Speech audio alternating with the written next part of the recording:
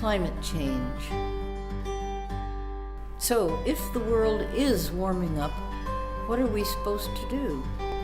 Plan ahead as best we can, but try to stop it, too. In terms of plans, we need to think about the weather change.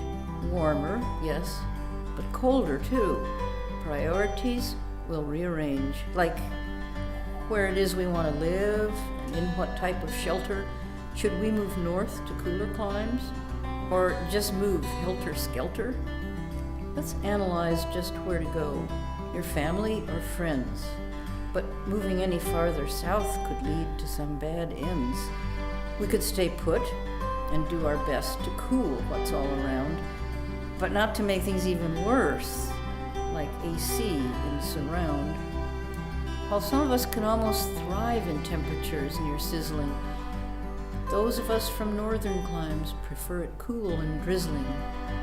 The bottom line is this, you see, since we're the smartest primate, we must do everything we can to stop this warming climate.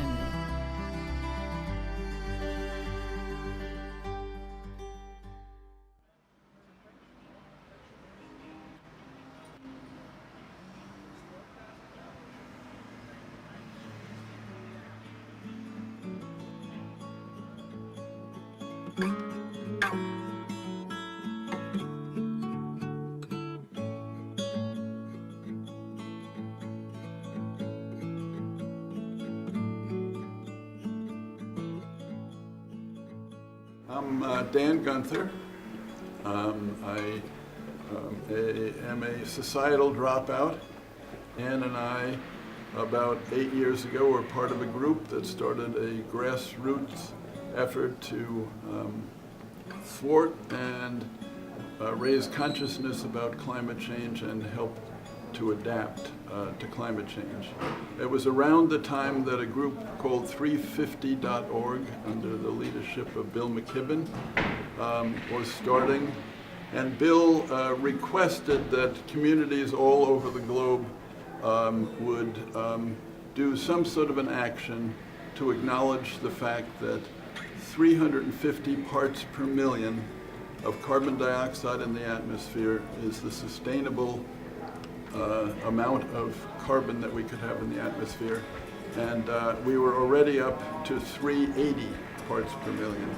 So he was one of the first to blow the emergency gong to let people know that it was time to address climate change. Over the years, we've fielded a number of buses to events and actions.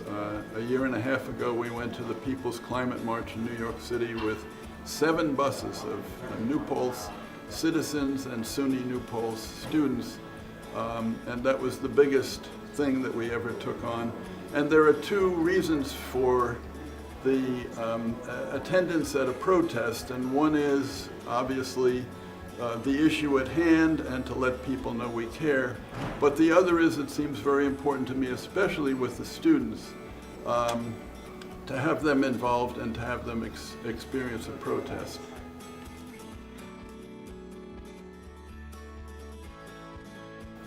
Climate Action Coalition, our middle name is Action. And over the years, our involvement in setting up some of our own protests. We did one on the walkway over the Hudson. We're periodically doing them on Main Street in New Paltz.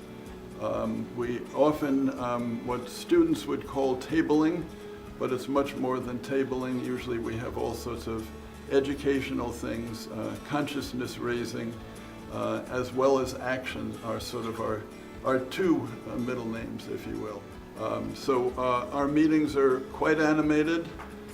They're very full. We meet every week, which is unusual for a community group, and never feel that we have quite enough time. I've done this trip so many times that the drivers do it with their eyes closed. My name is Suzanne Flaum, and I'm the official coordinator for the New Paltz Climate Action Coalition. I have been in that role for about 3 months. I started just as a regular attendee. I was brought to the Climate Action Coalition meeting at the end of last year, at the end of 2016, with an activist friend. And then I had a couple ideas that I brought to the founders and some of the folks running the meeting. And they ended up saying, hey, if you want, a little bit more of some responsibility here, we'd be happy to give it to you. So I've just sort of been working with them, getting to know them since then, and handling some of the coordination and organizational pieces sort of in the background. The Trump administration rolling back important environmental and climate change issues is of course horrendous. It's terrible, it's shocking, it feels as if we're moving backwards, it feels as if we're digressing. But it's creating this huge swell of people who are ready to re-engage and who are ready to take action and who are ready to be part of their communities and be a voice. So it's sort of this funny little silver lining that's getting folks more involved, and I think it's helping us realize that we can't necessarily be so dependent on the government, whether it's state or federal, to take care of these life-threatening issues. These are things that we're going to have to start in our communities, and we're just going to have to build from there, build coalitions, build community, in order to get things done in the future because of the blockages in Washington. I believe we can fill them, but we can't fill them if we're not really actively involved. No, I'm not going to be on the bus. This is one bus ride I'm going to have to miss, somewhat reluctantly, but there you have it. And I was super gung-ho about it, and I'm a little disappointed that we're not seeing more of a response. I also feel like this is something that me personally, I know I would wait for the last minute because I'm a jerk. So it's like, how, what do we think?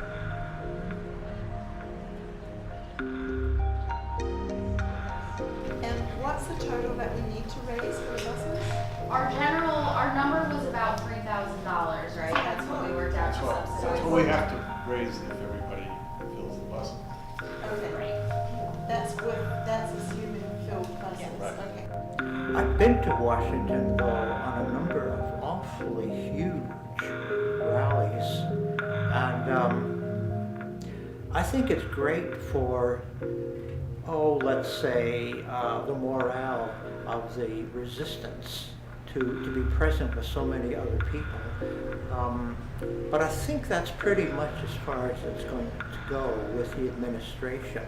We had buses that were very excited and they were exploring whether they could have some of their students or families on the bus. We have Vassar, who are And the Sudbury people, who comes from Sudbury, for students of those places, so I don't know if you. I have a feeling if we hire these buses, we will fill them. I think that student involvement has been really exciting in the buses. We'd like to see a few more students involved, but they're coming slowly but surely. And so at most we stand to lose $900. right. That's the risk that we take.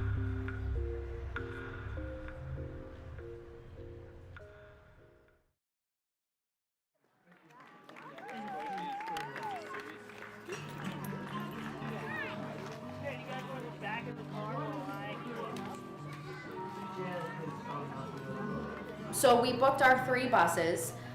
We decided that at least one was going to be for students. That was our goal, to fill one with students and then hopefully overflow beyond that. Folks are starting to get involved. They are getting on the buses. The climate march is next week. So they're getting moving, and the people who can't go but believe in this and still want to be heard and still want to help make a difference have been incredibly generous in our community with donating financially to helping us get students on the bus, which just kind of goes to show that people are willing right now to really jump into activism and doing what they can where they can.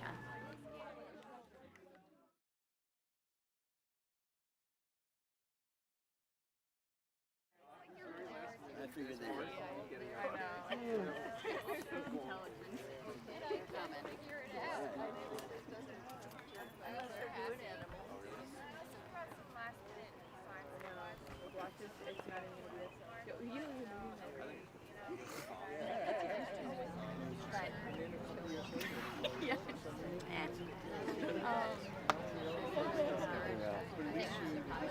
Oh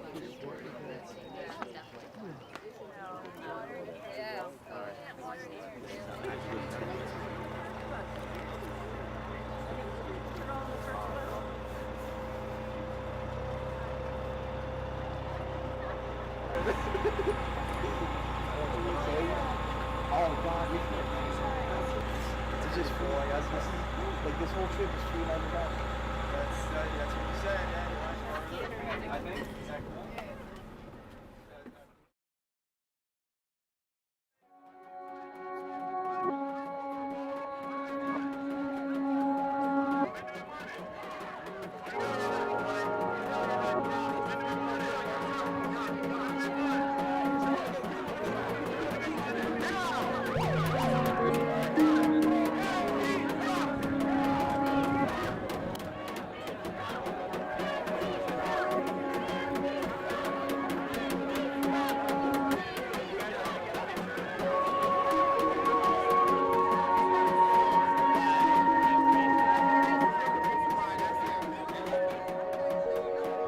I think slowly but surely there are more people who are grasping the importance of our doing something now. The energy and the interest maybe on some of the folks in the periphery of this event and this happening to say, well, this is serious maybe. If there are that many people who are willing to go to Washington and for our community getting up at 4 in the morning to get on the bus and not getting back till 11 o'clock at night. Why do they do that? It must be important. So that's why we're continuing to kind of put the pressure on our government officials, our local officials, and each of us to begin to think about how can each of us and collectively we can address this problem. But it has to be a real concerted effort. I've been thinking a lot about how did we end the Vietnam War? What did our culture do to bring a stop to something we all wanted to end?